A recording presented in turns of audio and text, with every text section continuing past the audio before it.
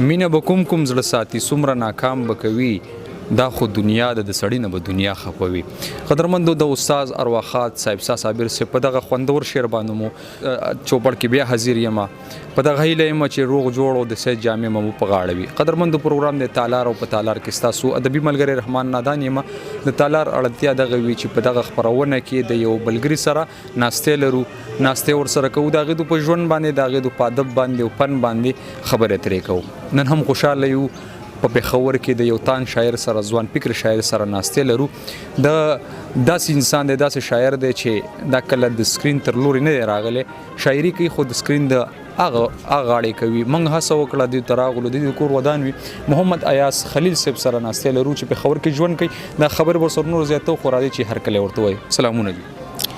وعلیکم السلام ورحمت الله وبرکاتو. رحمان نادان صاحب د ټولو نه اول ستاسو او ستاسو د تالار د پروګرام د ټولو همکارانو احسانمن یم چې ماله مو په خپل پروګرام کې زیارت. ډېره زیاته مننه ایاس صاحب. ژوند مو څنګه روان دی او د خپل ژوند نه څومره متاثره یې؟ شکر دی. ایاس صاحب دا هم راته ووایي چې دا وخت به تاسو ټوله نړۍ ګوري ویني به مو ډېر خلک به داسې وي چې تاسو نه به خبر وي او ډېر خلک به داسې وي چې هغه به ناخبره ګرځي. خوشحاله به شو چې دغه خلکو سره ځان معرفي کوي. محمد ایاز می نوم دی او ادبي قلمي نوم چې کوم دی زما خلیل دی او پېښور سره یو وړښته د آزادخانې په علاقه کې دغلته مې خاپوړې کړي دي او همدغلته ژوند کوم او زده کړې مې چې کوم دی نو ابتدایي زده کړې مې همدې ځای نه کړي دي.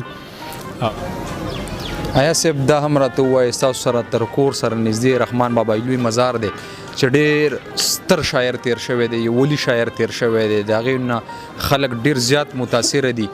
موږ یې ګورو که د ملک نه غاړه دي که په مشرق کې دي که په مغرب کې سل خلک ژوند کوي د رحمان بابا نه متاثره دي. آیا تاسو راته ووایئ چې د رحمان بابا شاعري تاسو څومره لوستې ده څومره ترې متاثره یاستئ؟ خلک دلته دې مزارونو ته اوس راځي او که نه راځي؟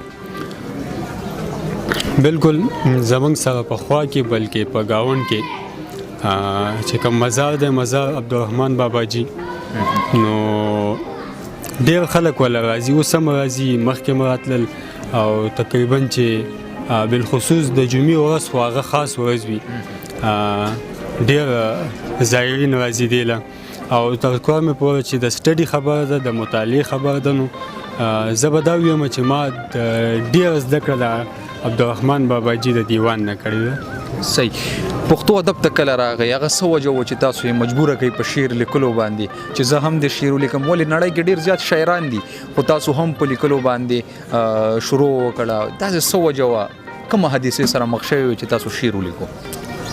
یوه داسې خاص وجه خو ما ته هم داسې اندازه نه لګي او دا داسې ګرانه به شي خو البته دغه حالاتو په دغه ځای ته راوستي حالاتو نه مجبوره شولئ او حالات زورور راباندې شو ویې ځپلی او دردونو سره یې مخ کوي. ایاز صاحب وخت ډېر مختصر دی او ملګري هم راغونډېږي د دې به هم کارونه وي تاسو نه خوندور شعرونه اورو په دې کې به نظم هم وي شعرونه پکې هم وي او غزل به پکې هم وي. مهرباني وکړئ. مننه نه چې د پېښور نه مې په دې وجه کینار کړی دی پېښور نه مې په دې وجه کینار کړی دی دلته کې بیا چا عجیبه غونته کې کار کړی دی. ډېر ښه. واه. الله دې غر که چې تباه شي دا دې ولې وکړه الله دې غر که غر که چې تباه شي دا دې ولې وکړه او دا دې په کم کسور ګلونو باندې وار کړی دی. ډېر ښه دی یار بیا ووایه. مننه. الله د غر که چې تباه شي دا دې ولې وکړه او دا دې په کم کسور ګلونو باندې وار کړی دی. مننه. خلیله بس پس حساب کتاب پوه نه شو خلیله بس پس حساب کتاب پوه نه شو چاله نظر کړو او چا راته ازار کړی دی. ډېر ښه دی یاره ډېر زما مننه. غزل مطلب ده چې ما باندې چې ګران دی هغه ګران د سترګو تور مې دی ما باندې چې ګران دی هغه ګران د سترګو تور مې دی او هغه مې د زړه د کلي خان د سترګو تور مې دی.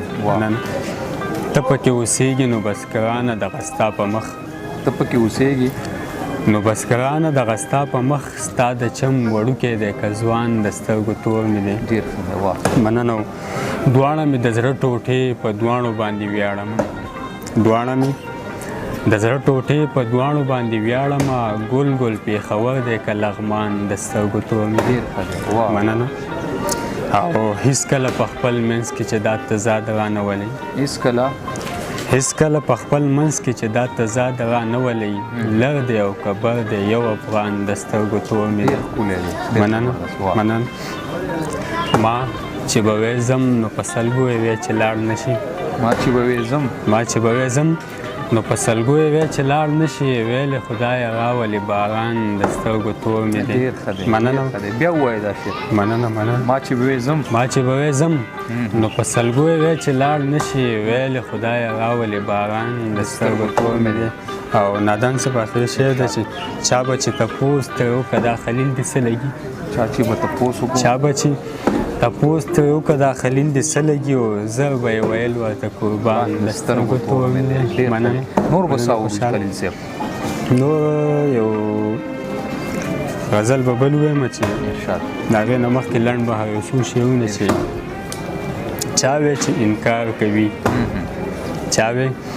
چې انکار کوي کور نه اقرار کوي ستا کاږه واږه باڼه نیغ په زړه کې لار کوي. بیا عین ته ناسته ده بیا جوړې سینګار کوي ستا خلیل هم ستا ذکر هر وخت په جار کوي او دا خلیل که پرېږدې خو تا ته بازار کوي. یو په ډېره موده پس به د درمان سره جنګېږي په ډېره موده پس به د درمان سره جنګېږي او زما سترګې د سترګو د جانان سره جنګېږي. مننه. واکداره د دې یو ټکي جواب به درنه غواړم واکداره د دې یو ټکي جواب به درنه غواړم دا څوک دی چې د لر او بر افغان سره جنګېږي. مننه. او ناکام شول الفتونه نفرتونه چمته راغلل ناکام شول الفتونه نفرتونه چمته راغلل اکثر دلته کې دوه خواږه یاران سره جنګېږي. مننه. خلیمه که د ګل ګل پېښوره کلار نه شوې خلیمه که د ګل ګل پېښوره کلار نه شوې یو ورځ به زما لاس ستا د ګریوان سره جنګېږي. مننه. چې وږي شي بیخي هیڅ درک په سړک نه وي په سړک نه وي نو خود به بیا غریب خپله د خان سره جنګېږي. مننه. او خلیله د انسان او د حیوان تضاد ورک شوی خلیله د انسان او د حیوان تضاد ورک شوی او انسان په خپله پاسې د انسان سره جنګېږي. ډېر ښه دی خلیل صاحب په قلم دې برکت شه. ډېره مننه چې موږ ته مو وخت راکړ. خلیل صاحب مو واورېده او د رحمان بابا په دغه یو شعر باندې درنه اجازه اخلم چې د دلبرو صدقو لري غواړم هسې نه چې په دنیا پسې زهیر یم. خپل ملګري رحمان نادان ته اجازه ورکړئ. ښه شپه ولرئ ښه ماښام ولرئ. د الله